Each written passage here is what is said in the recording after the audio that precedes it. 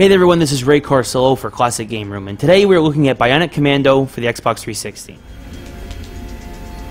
Now, where did the rest of me land? Taking place 10 years after the events of the original BIONIC Commando for the NES, the world has become a strange and dark place. Nathan "Rad" Spencer, the hero from the first game, that was able to stop the evil Imperial forces and save national hero Super Joe, has been labeled a traitor and rotting in prison for several years due to a public outcry against bionics, people who use robotic body parts to replace ones lost in accidents or war. And Spencer finds himself caught up in the wrong side. Thanks to Super Joe, who never forgets his friends, he's able to get Spencer released when a recent terrorist attack by a group known as BioNIC sparks a new public outcry, and the Federation needs every available soldier they can get. Spencer is also given back his trademark arm with a few new upgrades. Spencer doesn't realize that this terrorist attack is just the tip of the iceberg, though, in a much larger and darker series of events that have been happening while he has been locked away, and it's only a matter of time before he can unravel this tremendous social conspiracy.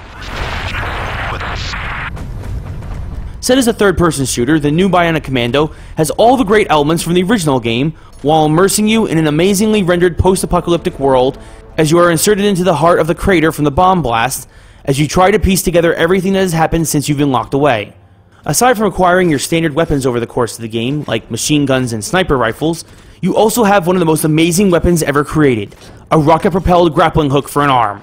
And this makes Nathan a truly formidable force to be reckoned with, as he'll take on terrorists, robots, and the entirety of BioNIC before this game is over. He can use his arm not only to move around the massive world he finds himself in, but to pull enemies close to him, spin them around and throw them into others, use it like a whip to melee foes from a distance, or rip away breakable objects with the greatest of ease.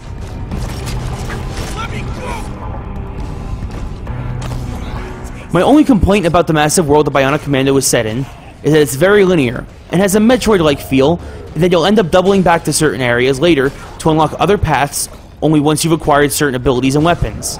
Still, not exactly a bad franchise to be compared to or to steal a gimmick from.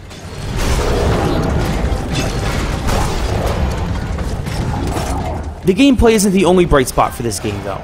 The look, feel, and sound of this game had a lot of polish go into it. Being able to rip trees from the ground and throw them at foes, or smash windows to fire out of, makes this one of the better looking destructible environments you'll find yourself in, and the modernization of the characters works well for the dark feel of the game. And this game gets really dark the farther you progress, and the surprise ending will probably blow your socks off. The voice acting and music is also very strong, including video game voice veteran Steve Blum as Super Joe. Aside from an amazing single-player mode, BIONIC Commando also features 10-player Capture the Flag and Deathmatch multiplayer modes. For once, this is a game that I felt the multiplayer was really unnecessary due to the tremendous size of the campaign mode, but is the only real draw to get you playing this once again after you beat the story. The grappling hook is much weaker in the multiplayer, but still works great to move around and bring enemies in close for some great melee moves. But with such a small group size and lack of modes, I can't say this is really a draw.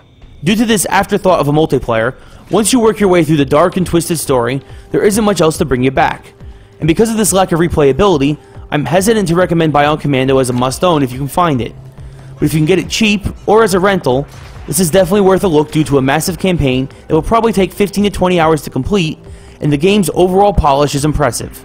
If you love a great third-person shooter with some tremendous action, or like the idea of swinging between skyscrapers with a grappling hook like you're a Batman or Spider-Man, then do yourself a favor and check this game out.